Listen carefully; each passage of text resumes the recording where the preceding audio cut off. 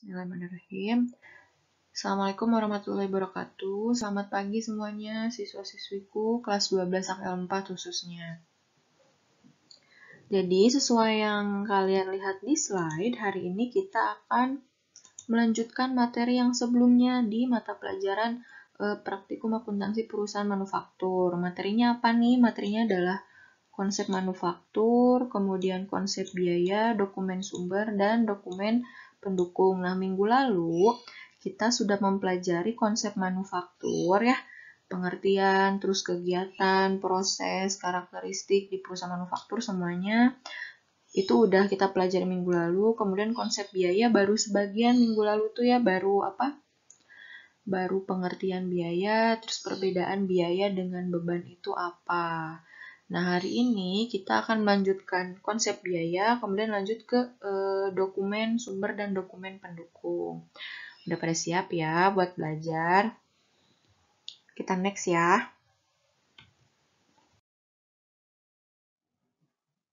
Nah, di sini ada tujuan pembelajaran. Tujuan pembelajaran di sini kan sebenarnya udah disebutin, udah dijelaskan di minggu lalu ya, cuman tetap saya perlihatkan sekarang gitu. Yang pertama adalah menentukan dokumen sumber dan dokumen pendukung, dan yang kedua adalah melaksanakan pengecekan dokumen sumber dan dokumen pendukung secara tepat, jujur, dan bertanggung jawab. Kita next ya. Ini sekedar mengingatkan materi terakhir yang kita pelajarin di minggu lalu. Nah, materi terakhir itu adalah mengenai konsep biaya. Sebenarnya slide terakhir itu membahas perbedaan biaya dan beban. Cuman di sini saya ngambil intinya aja, core-nya aja, bahwa yang dimaksud dengan biaya adalah pengorbanan ekonomis yang diperlukan untuk memperoleh barang atau jasa secara langsung berhubungan dengan usaha memperoleh penghasilan. Nah, biaya ini hubungannya sama dengan memperoleh penghasilan dengan cara memproduksi barang atau jasa. Tuh, nah, kalau misalnya kalian masih ingat materi minggu lalu, ini tuh adalah pengertian biaya secara arti sempit gitu kan. Kemarin ada nih yang arti sempit sama arti luas. Nah, yang ini adalah yang arti sempitnya. Semoga masih pada ingat ya. Kita next. Apa aja nih yang bakal kita bahas sekarang gitu. Sebenarnya ini tuh sama kayak di modul ya, cuman ya seperti biasa barangkali ada yang kesulitan untuk membaca sendiri modulnya. Ya di sini saya fasilitasi kalian dengan suara merdu saya. Oke, yang pertama, penggolongan biaya berdasarkan fungsi pokok. Fungsi pokok itu yang mana sih? Berarti yang biaya produksi, kemudian ada biaya pemasaran, dan yang terakhir ada biaya administrasi dan umum. Yang kedua, nah tadi kan yang berdasarkan fungsi pokok itu salah satunya ada biaya produksi. Nah, di sini kita bahas biaya produksi tersebut. Biaya produksi itu apa? Biaya produksi itu yang biaya bahan baku, biaya tenaga kerja, dan biaya overhead pabrik. Nah, itu kita bahas satu persatu. Kemudian yang ketiga dan yang keempat adalah dokumen sumber dan dokumen pendukung. Itu nanti kita bahas macam-macamnya atau jenis-jenisnya apa aja gitu. Kalau dokumen sumbernya ini, pendukungnya apa gitu. Terus yang pasti ya pengertiannya juga. Kita next ya.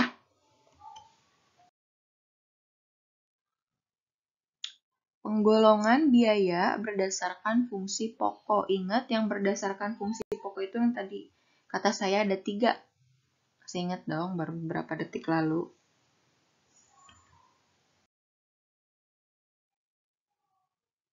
Nah, ini dia biaya berdasarkan fungsi pokok. Ada 3 ya. Pertama ada biaya produksi, biaya pemasaran, kemudian biaya administrasi dan umum. Kita bahas satu persatu, jadi pasang telinga. Untuk biaya produksi, yang pertama ini kan kita tahu ya, BBB, BTK, dan BOP. Nah, biaya produksi ini adalah biaya-biaya yang terjadi dalam hubungannya dengan proses pengolahan bahan baku menjadi produk jadi yang siap untuk dijual. Biaya produksi dikelompokkan lagi menjadi biaya bahan baku, biaya tenaga kerja, dan biaya overhead pabrik. Nah, berarti singkatnya adalah biaya produksi itu biaya yang berhubungan langsung dengan pengolahan bahan baku menjadi produk jadi yang dibantu dengan tenaga kerja gitu kan. Kalau misalnya disambungin ke materi minggu lalu. Terus yang kedua ada biaya pemasaran. Biaya pemasaran ini tuh biaya-biaya yang terjadi dalam hubungannya dengan usaha memperoleh pesanan dan memenuhi pesanan. Misalnya, biaya promosi atau iklan, kemudian gaji karyawan bagian penjualan, terus ada komisi penjualan dan biaya angkutan barang keluar. Keluar itu maksudnya untuk distribusi gitu. Itu yang biaya pemasaran pokoknya yang berhubungan langsung dengan pemasaran atau penjualan. Yang ketiga adalah biaya administrasi dan umum. Biaya ini tuh adalah biaya-biaya yang terjadi dalam hubungannya dengan pengaturan, pengawasan, dan tata usaha organisasi perusahaan. Berarti ini tuh hubungannya sama manajemen. Kalau misalnya ngeliat dari pengertian tadi kan ada pengaturan, pengawasan, tata usaha gitu ya. Contohnya adalah gaji direksi, jajaran direksi, kemudian gaji pegawai bagian administrasi kantor, kemudian biaya perlengkapan kantor, depresiasi peralatan kantor, terus biaya rekening listrik, air, dan telepon. Termasuk untuk yang gaji karyawan misalnya akuntansi dan segala macam itu masuknya ke ADM dan umum gitu. Semoga bisa dipahami ya. Sebetulnya yang tadi itu ada di modul, cuman ya balik lagi barangkali ada yang kesulitan buat membacanya sendiri, memahaminya sendiri. Di sini saya kasih paham. Kita next ya. Sesuai yang janji saya yang tadi yang slide apa saja yang akan dibahas, kan salah satu penggolongan biaya menurut fungsi pokok itu ada biaya produksi. Nah, di sini kita bahas nih. Udah disebut dari tadi ya, biaya produksi itu ada 3. Yang pertama biaya bahan baku. Biaya bahan baku itu apa sih? Biaya bahan dasar yang digunakan dalam proses produksi untuk menghasilkan suatu produk. Gitu, biaya material. Yang kedua adalah biaya tenaga kerja. Biaya jasa sumber daya manusia yang dinilai dengan satuan uang yang dikorbankan dalam usaha memperoleh pendapatan. Tenaga kerja ini yang mengolah bahan baku ya gitu. Dan yang terakhir adalah biaya overhead pabrik. Selain biaya yang berhubungan langsung dengan pembuatan produk, berarti ya selain BBB dan BTK, nah itu masuknya ke BOP. Termasuk listrik dan segala macam. Tuh. Ini ada 3 pokoknya ya. Ini mah harus minimal apalah, minimal paham gitu. BBBT apa, BTKT apa, BOPT apa gitu. Jangan sampai nggak paham banget. Kita next ya.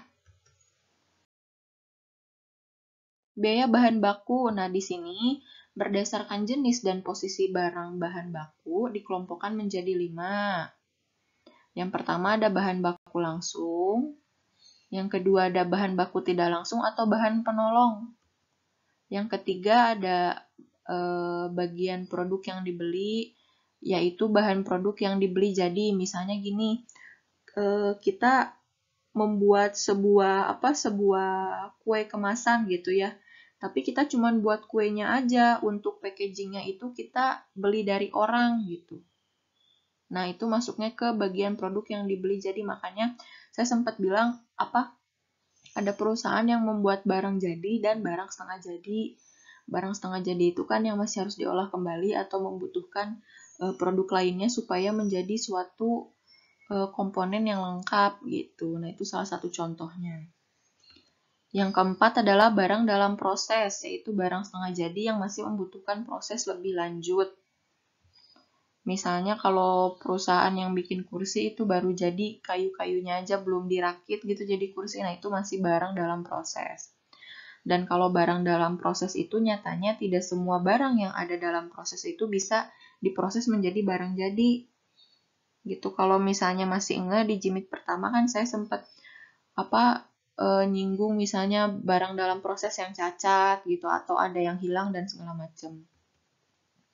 Kemudian yang kelima adalah barang jadi, yaitu barang yang siap dijual. Kalau kue yang tadi berarti udah kue dalam kemasan gitu. Kalau misalnya kursi berarti kursi yang udah dirakit segala macam. Itu contoh-contoh biaya bahan baku. Next. Nah, yang kedua adalah berdasarkan biaya yang timbul dari adanya persediaan. Yang pertama, biaya pemesanan. Dan yang kedua adalah biaya kekurangan persediaan. Ada ordering cost atau out of stock cost. Gitu. Kita next ya. Nah, yang terakhir ada biaya angkut pembelian. Next slide.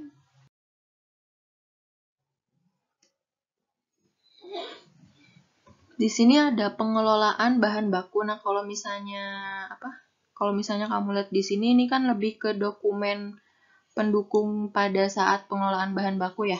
Kita bahas satu persatu. Pertama, ada formulir permintaan pembelian. Nah, ini tuh dibuat oleh bagian yang memerlukan bahan baku, biasanya bagian produksi atau gudang, agar bagian pembelian melakukan pembelian bahan baku.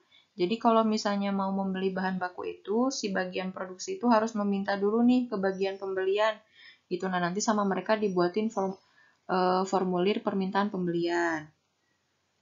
Oh ya, disclaimer untuk gambarnya udah pada ada di modul ya. Gitu. Kemudian yang kedua adalah surat order pembelian. Surat order pembelian barang ini dibuat oleh bagian pembelian untuk melakukan pemesanan kepada pemasok setelah mendapatkan formulir permintaan pembelian dari gudang atau bagian produksi. Nah, tadi kan yang pertama bagian produksi itu membuat formulir permintaan pembelian ke bagian pembelian. Nah, sama bagian pembelian itu diterima. Nah, setelah diterima, disetujui segala macam, mereka buat yang namanya surat order pembelian. Dikasihnya ke siapa? Dikasihnya ke supplier gitu. Terus yang ketiga adalah laporan penerimaan barang. Nah, kalau misalnya sudah dikirim surat order pembelian, terus udah ngebeli lah gitu. Nah, ada yang namanya laporan penerimaan barang. Laporan penerimaan barang ini dibuat oleh bagian penerimaan barang atau gudang yang menginformasikan bahwa barang yang dipesan telah diterima sesuai dengan surat order pembelian. Jadi pas barangnya nyampe nih dari supplier, nah, nyampenya itu adalah ke bagian penerimaan barang atau gudang. Nanti mereka buat yang namanya laporan penerimaan barang. Yang terakhir adalah, kan udah diterima nih barangnya, bahan baku dong. Ingat ya, barangnya adalah bahan baku. Nanti dimasukin ke yang namanya kartu persediaan bahan baku.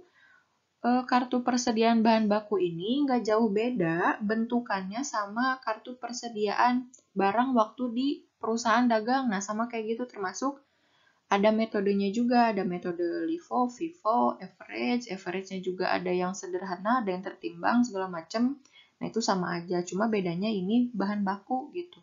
Kalau yang di dagang kan barang dagang. Masih inget dong? Berarti nanti kalau bikin nggak pusing ya. Oke, kita next ya. Di sini ada mutasi bahan baku atau pemindahan bahan baku.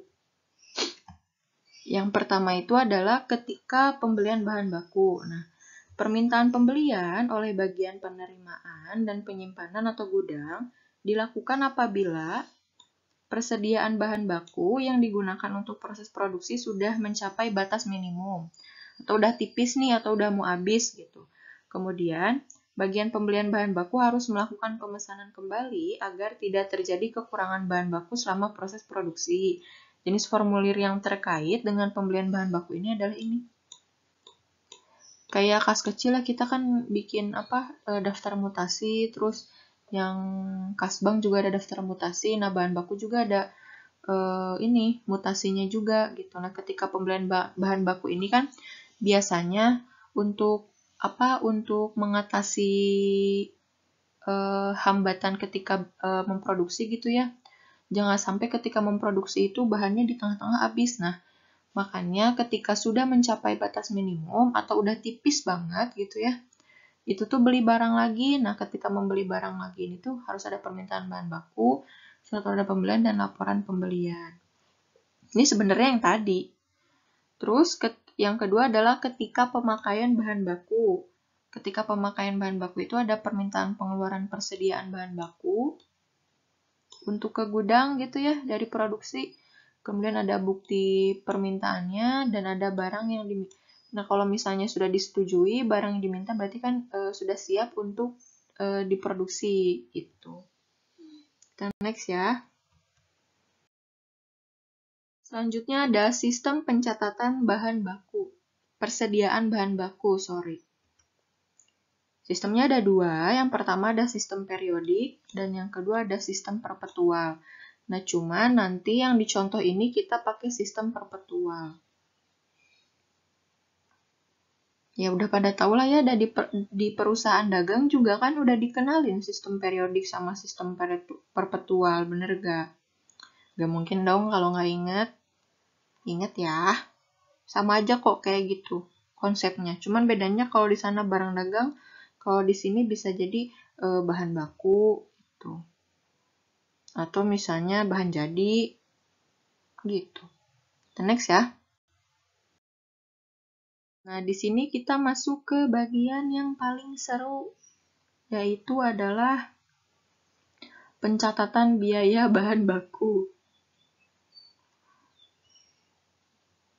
Contohnya ya ini ada di modul, cuman pasang telinga bahwa nanti di pencatatan yang ada di modul ini berbeda dengan yang di PowerPoint. Cuman kalau misalnya nanti ngerjain tugas, dimohon untuk mengikuti yang di PowerPoint gitu.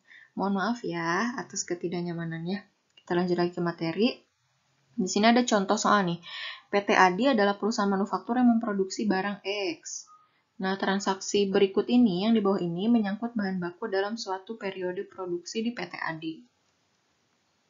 Pertama, pembelian 5.000 kg bahan baku, per kilogramnya 10.000, pembayarannya dalam 30 hari. Kalau ada embel-embel pembayaran dalam 30 hari, berarti dia nggak langsung tunai dong bayarnya ya, tapi bayarnya setelah 30 hari gitu jatuh temponya. Yang B, pembelian bahan penolong. Nah, ingat ini, tadi kan ada bahan baku, bahan penolong ya. Bahan penolong sebesar 10 juta, pembayarannya juga sama dalam 30 hari, berarti kredit. Dan yang ketiga adalah pemakaian bahan baku dalam proses produksi, 3.500 kg, satuannya 10.000. Nah, berarti dari 5.000 ini nih, diketahui sudah masuk ke dalam proses produksi itu 3.500. Itu berarti langsung teng otaknya gitu. Yang kepake udah 35 juta nih gitu. Gimana cara mencatatnya? Yang pertama kita catat transaksinya seperti ini. Untuk pembelian bahan baku dan bahan penolong. Jadi kita catat dulu yang A dan yang B.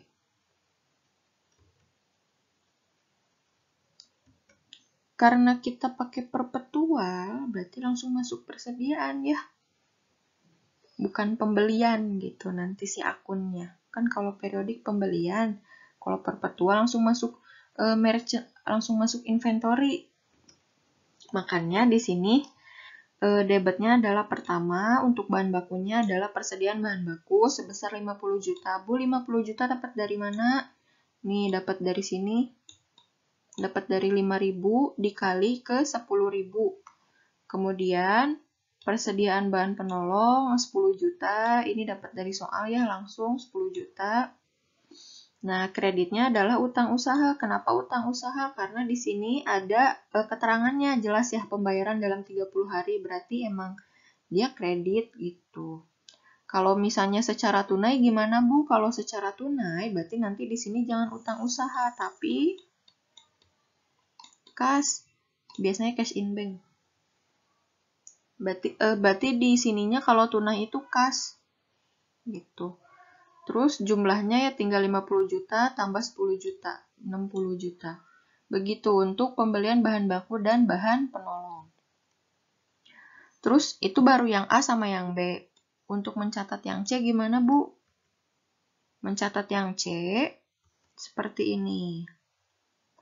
Di debitnya barang dalam proses sebesar 35 juta. 35 juta dapat dari mana? Dari sini. dari 3.500 dikali ke 10.000. Terus kreditnya apa? Ingat perpetual ya, Jai. Berarti keluarin dari sini, dari persediaan bahan bakunya 35 juta. Nah, setelah kalau misalnya ngeliat ini ya, kalau misalnya ngebayangin kartu persediaannya, oh berarti masuk 5.000 kali 10.000 nanti saldonya 50 juta. Terus itu yang in-nya, terus yang out-nya adalah 3.500 kali 10.000, out-nya 35 juta. Berarti saldonya sisa berapa? Saldonya adalah sebesar ini 5.000 kurangi 3.500, sisanya tinggal 1.500. Si bahan bakunya 1.500 dikali ke 10.000 berapa? 15 juta. Gitu. Nanti ngebayangin kartu persediaannya. Saya harap sih langsung kebayang. Nah, itu dia pencatatan biaya bahan baku yang sederhana. Nanti kita bahas lebih banyak di materi selanjutnya. Kita next slide ya. Semoga paham lah ya, ada para rinter. Nah, tadi udah biaya produksi, sekarang biaya tenaga kerja. Penggolongan biaya tenaga kerja berdasarkan fungsi pokok dalam organisasi perusahaan. Tadi kan ada biaya berdasarkan fungsi pokok ya, kan ada biaya produksi, terus ada biaya pemasaran, terus ada biaya administrasi dan umum. Nah, di sini juga sama, berarti nanti ada biaya tenaga kerja bagian produksi, bagian pemasaran, sama bagian administrasi dan umum. Pertama, nah ini tenaga kerja bagian produksi atau pabrik. Berarti gaji karyawan pabrik alias buruh, kemudian beban kesejahteraan karyawan pabrik. Nah ini tuh, Nah ini tuh kesejahteraan karyawan pabrik tuh misalnya BPJS dan segala macamnya gitu ya. Terus upah lembur karyawan pabrik kalau ada yang lembur. Kemudian adalah upah mandor pabrik, dan yang terakhir gaji manajer pabrik. Gaji ya, beda. Kalau ini gaji ini upah. Kenapa upah? Karena lembur karyawan pabrik. Berarti nanti misalnya lemburnya per berapa jam gitu, dikaliin ke dasar pengalinya. Tapi nanti kita belajar yang gaji versus upah. Yang kedua, tenaga kerja bagian pemasaran. Berarti gaji karyawan pemasaran, kemudian beban kesejahteraan karyawan pemasaran, sampai BPJS dan segala macam. Komisi pramuniaga yang jaga-jaga toko, atau misalnya kalau ada SPG, nah itu masuk juga. Kemudian gaji manajer bagian pemasaran. Yang terakhir, tenaga kerja bagian administrasi dan umum. Ada gaji bagian akuntansi, nah ini yang sempat saya sebut di biaya administrasi dan umum ya. Kemudian ada bagian personalia atau HRD, kemudian ada sekretaris, beban kesejahteraan karyawan bagian akuntansi, personalia, dan sekretaris. Itu dia berdasarkan fungsi pokok dalam organisasi perusahaan. Nah, sebetulnya ini mah kan udah dibahas ya di slide yang biaya berdasarkan fungsi pokok gitu. Kita next ya. Yang selanjutnya adalah berdasarkan hubungannya dengan produk. Nah, ini dia. Ada tenaga kerja langsung. Maksudnya apa nih tenaga kerja langsung? Maksudnya adalah tenaga kerja yang secara langsung ikut memproduksi produk jadi. Upah tenaga kerja bagian ini merupakan elemen dalam perhitungan biaya tenaga kerja langsung.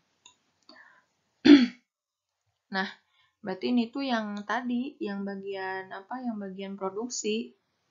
Kan yang bagian produksi itu ada buruh ya. Buruh yang membuat produk. Nah, ini masuknya ke tenaga kerja langsung. Kemudian ada tenaga kerja tidak langsung. Ini maksudnya adalah tenaga kerja yang tidak secara langsung dapat ditelusuri pada produk. Upah tenaga kerja bagian ini dibebankan pada BOP. Nah, kalau misalnya yang tenaga kerja langsung kan masuk ke perhitungan biaya tenaga kerja langsung, cuma nanti dibebankannya adalah, kan kalau ini ke BOP, kalau yang ini adalah ke BDP atau bukan bisnis daring ya, tapi barang dalam proses. Karena dia kan yang langsung berhubungan dengan produk jadi gitu. Tadi kan kayak bahan baku aja, debitnya kan ada barang dalam proses. Nah ini juga sama yang tenaga kerja langsung dibebankannya ke BDP. Kalau misalnya BTKTL ini masuknya ke BOP, debitnya BOP. Nantilah tercerahkan di pencatatan, oke? Pokoknya berdasarkan hubungan dengan produk ada yang langsung sama yang tidak langsung. Next. Nah, di sini ada gaji versus upah. Gaji itu apa sih? Gaji itu adalah balas jasa atau kompensasi bagi manajer misalnya. Biasanya dibayarkan per bulan. Gaji itu adalah yang periodik per bulan gitu. Kalau misalnya upah itu balas jasa bagi karyawan pelaksana. Biasanya itu yang menjadi dasarnya adalah berapa hari kerja atau berapa jam kerja atau misalnya berapa jumlah satuan produk yang diproduksi. Kalau misalnya kamu kalau misalnya kamu pernah dengar nih di suatu pabrik gitu ya, seorang buruh itu harus memproduksi satu hari misalnya 500 produk minimal. Kalau misalnya bisa lebih berarti ada bonusnya gitu. Nah, kalau misalnya kurang ya berarti jumlah uang yang diterima juga kurang gitu. Nah, itu tuh masuknya ke upah. Jadi kalau gaji itu biasanya lebih stabil gitu. Per bulan. Per periodik per bulan. Kalau misalnya ini upah itu per hari kerja. Misalnya 1 hari kerja berapa jam kerja, 8 jam kerja, 1 jam kerjanya dikali berapa gitu. Misalnya kayak di restoran gitu. Atau misalnya kalau di pabrik berdasarkan jumlah satuan produk yang dihasilkan. Itu bedanya gaji sama upah. Kita next ya. Ada pengelolaan gaji dan upah. Sama kayak pengelolaan biaya bahan baku, pengelolaan gaji dan upah ini yang dimaksudkan di sini adalah yang dibahas adalah dokumennya. Yang pertama ada dokumen pendukung gaji dan upah. Nah, dokumen ini yang ini ya. Dokumen ini dikeluarkan oleh bagian kepegawaian berupa surat keputusan yang bersangkutan dengan karyawan antara lain SK pengangkatan karyawan, kenaikan pangkat, perubahan tarif upah, penurunan pangkat, pemberhentian sementara, dan sebagainya. Tembusan dokumen ini dikirimkan ke bagian gaji dan upah untuk kepentingan pembuatan daftar gaji dan upah. Itu dokumen pendukung. Terus yang kedua, catatan kehadiran. Nah, catatan kehadiran ini biasanya, kalau misalnya di kantor kan, kita suka absen, misalnya absen sidik jari, segala macam. Nah, itu kan nanti terkomputerisasi dan masuk ke catatan kehadiran. Nah, itu nanti biasanya menjadi tembusan juga ke bagian gaji dan upah dan ke bagian personalia. Yang ketiga adalah kartu jam kerja. Nah, di kartu jam kerja ini mencatat waktu yang digunakan oleh tenaga kerja langsung pabrik alias buruh alias yang berhubungan langsung dengan produk untuk sesuatu pekerjaan. Dokumen ini diisi oleh mandor pabrik dan diserahkan ke bagian gaji dan upah untuk kemudian dibandingkan dengan catatan kehadiran karyawan. Ini nyambungnya ke sini. Yang keempat adalah daftar gaji dan upah. Daftar gaji dan upah berupa gaji dan upah bruto atau kotor. Setiap karyawan dikurangi potongan-potongan, misalnya ada PPh pasal 21 atau misalnya utang karyawan atau asuransi tenaga kerja dan lainnya. Asuransi tenaga kerja itu berarti hubungannya sama yang tadi ya, beban kesejahteraan. Gitu kan? Pengelolaan dokumennya udah, kita next ya. Catatan biaya tenaga kerja. Nah, ini nih yang seru. Sumber data pencatatan biaya tenaga kerja langsung yaitu daftar gaji dan upah. Jumlah gaji dan upah yang harus dibayar dalam suatu periode dari data daftar gaji dan upah dicatat dengan mendebet akun gaji dan upah.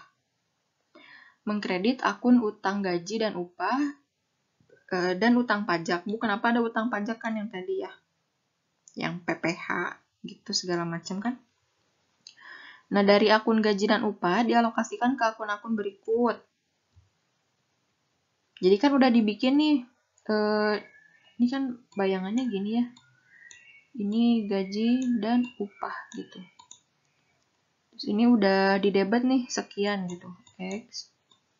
X ini teh buku besar ya. Di sini bayangannya simpan dulu. Nah, dari akun gaji dan upah dialokasikan ke akun-akun berikut. Pertama, barang dalam proses.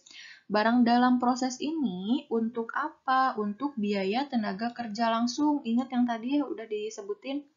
Terus yang kedua adalah BOP. BOP ini untuk apa? Untuk BTKTL atau biaya tenaga kerja tidak langsung. Yang ketiga adalah beban gaji bagian pemasaran atau penjualan. Dan yang terakhir beban gaji bagian administrasi dan umum. Jadi kan nih harus dibayanginnya gini. Pertama kita mendebet akun gaji dan upah. Ya kan? Kemudian kreditnya adalah utang. Utang ini mah biarin aja, abaikan. Nah terus dari sini tuh kita alokasiin. Alokasiinnya kemana? Pertama ke BDP, kedua ke BOP, terus nanti ada ke bagian pemasaran sama ke bagian ADM dan umum. Nah, ini tuh nanti masuknya ke dimasukin ke sini nih, ke debit. Semuanya ke debit.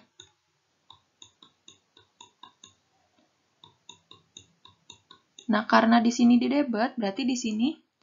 Nah, nanti yang ini, yang dari semua ini di sininya adalah kredit say. Gitu. Ada 4. Nanti kredit yang di sini untuk BDP, kredit di sini untuk BOP, kredit di sini untuk pemasaran, kredit di sini untuk bagian administrasi dan umum. Masih pusing sekarang nggak apa-apa, nanti kelihatan ketika dicontoh. Setelah ini ada contohnya. Dan dicontoh BOP. Gitu. Kita next ya, langsung ke contoh.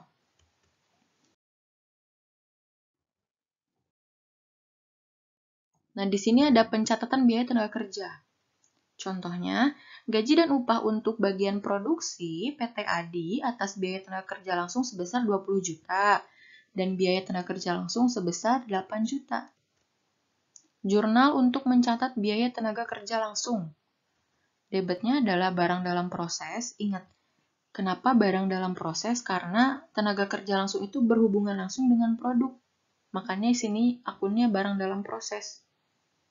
Gitu kan, untuk barang dalam proses ini tuh akun untuk ini, untuk yang menampung pengolahan bahan baku menjadi barang jadi, ya kan? Ya semoga paham lah maksud saya. Terus kreditnya gaji dan upah. Nah, sebelumnya kan di sini udah ada gaji dan upah di debit. Nah, gaji dan upah. Dari sini tuh kita pindahin ke mana? Ke BDP.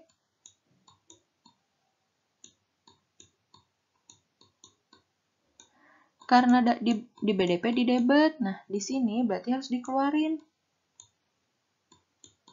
Di kredit, makanya di sini kredit gaji dan upahnya karena kita ngeluarin gitu. Misalnya di sini 100 juta, 20 jutanya buat BDP, masukin ke BDP 20 juta. Udah dimasukin ke BDP 20 juta, di sini di gaji dan upah harus dikeluarin gitu. Makanya ini kredit begitu. Terus yang kedua, mencatat biaya tenaga kerja tidak langsung. Debitnya BOP. Kreditnya gaji dan upah. Nah, di sini berarti bayangannya adalah BOP. Ini ya bentuk T. Apa sih? Buku besar bentuk T. Nah, di sini udah nih dikeluarin 20 juta, kita keluarin lagi 8 juta. Karena udah dikeluarin 8 juta, berarti harus dikeluarin di sini 8 juta. Berarti di gaji dan upah udah dikredit 28 juta, udah keluar gitu maksudnya. Paham lah ya? Nah, si pencatatan ini bisa disatuin nih. Kalau disatuin kayak gimana? Kalau disatuin jadi kayak gini. 28 juta. Begitu. Semoga paham ya. Paham dong. Kita next ya. BOP itu jenisnya apa aja sih? Pertama ada biaya bahan penolong, kedua ada biaya tenaga kerja tidak langsung yang tadi ya. Ketiga ada biaya reparasi dan pemeliharaan aset tetap pabrik, misalnya pemeliharaan mesin pabrik atau reparasi mesin pabrik gitu. Kemudian ada biaya penyusutan aset tetap pabrik, bisa penyusutan gedung, bisa penyusutan peralatan pabrik, bisa penyusutan mesin pabrik, bisa penyusutan kendaraan yang digunakan untuk operasional di pabrik. Pokoknya yang berhubungan dengan pabrik lah. Kemudian ada biaya yang timbul karena penggunaan jasa pihak lain. Jasa pihak lain itu misalnya gini, kita air dari PDAM, berarti bayar air ke PDAM. Nah, itu masuknya BOP. Kita listrik bayar ke PLN. PLN itu kan pihak ketiga, berarti itu masuknya ke BOP. Atau misalnya asuransi, kita beli asuransi dari PTX gitu. Nah, itu kan dari PT lain, dari pihak lain, berarti itu masuknya ke BOP gitu. Nah, ini biaya asuransi pabrik ternyata ada ya. Kita next. Yang terakhir, biaya yang terjadi di departemen pembantu. Begitu, clear ya.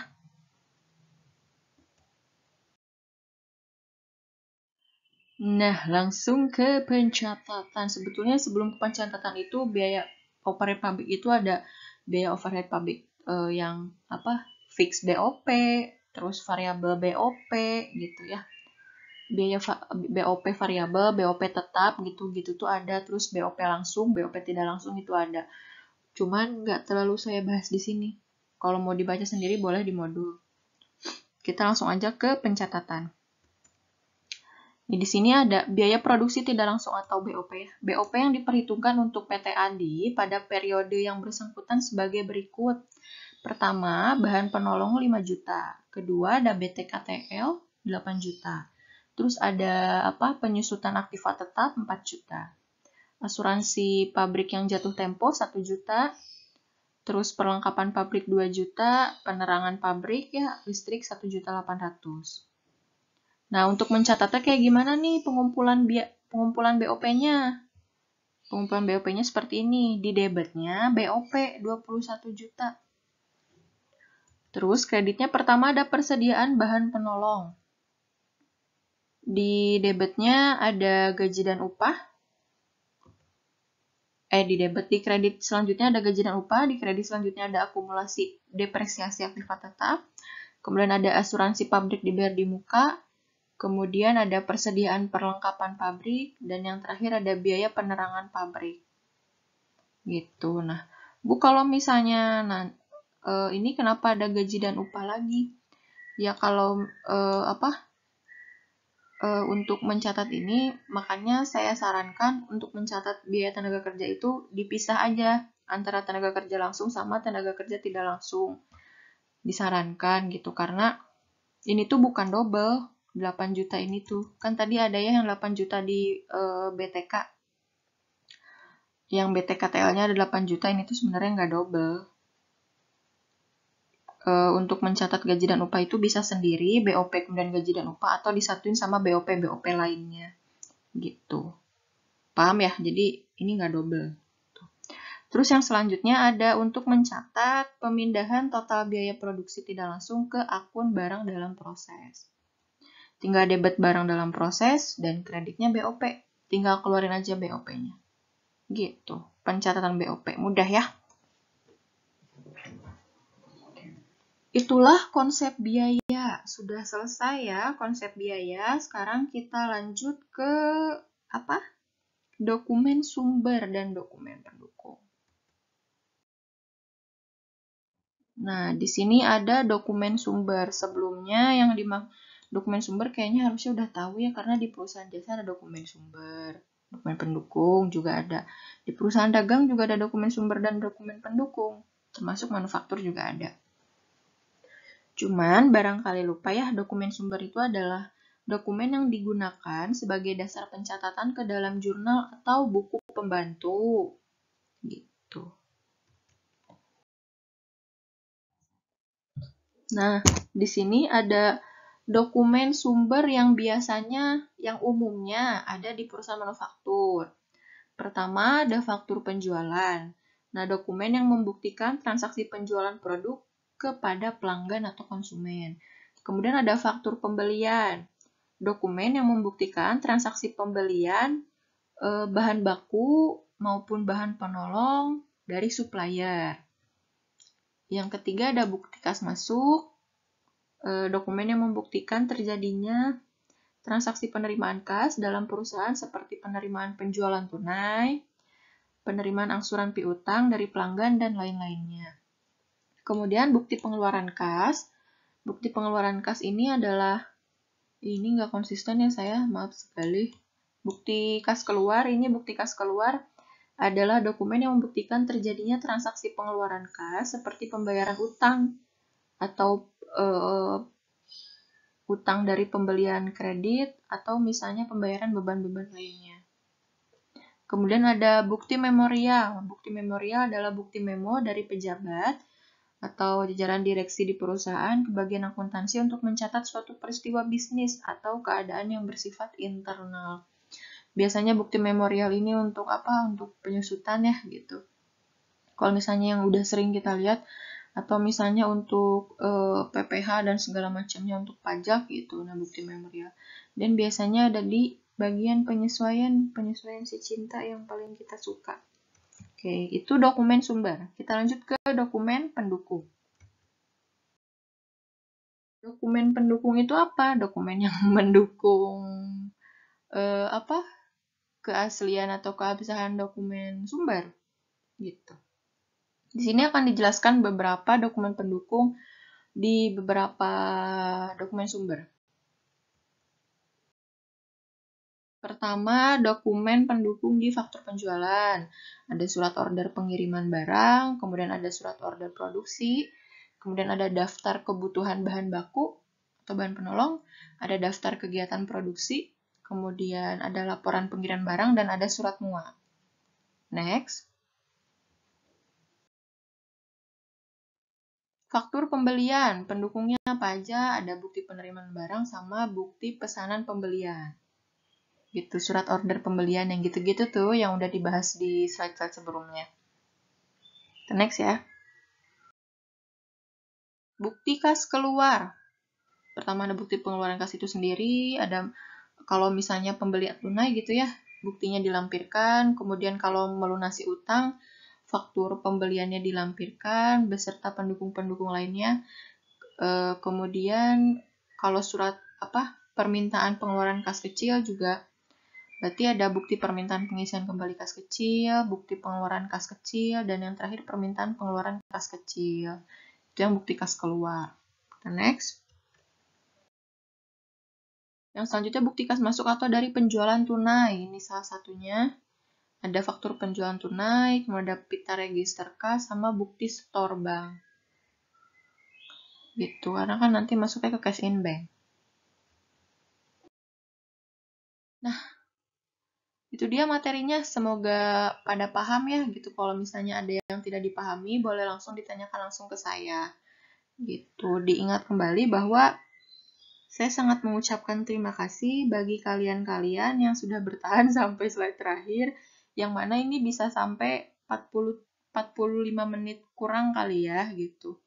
Tapi semoga pada paham lah gitu. Terima kasih banyak.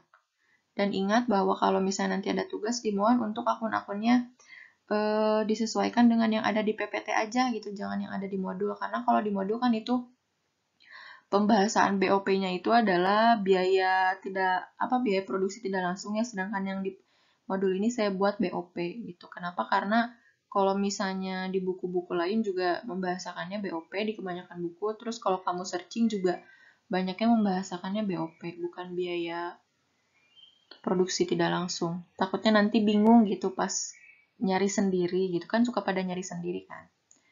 Gitu ya, kalau misalnya ada yang ditanyain, tanyain aja langsung. Kalau nggak ada ya nggak apa-apa, terima kasih. Untuk tugasnya menyusul. Oke? Semangat terus belajarnya. Jangan marah sama dunia. Kalau misalnya materinya susah, tinggal ditanyain aja. Assalamualaikum warahmatullahi wabarakatuh. Bye.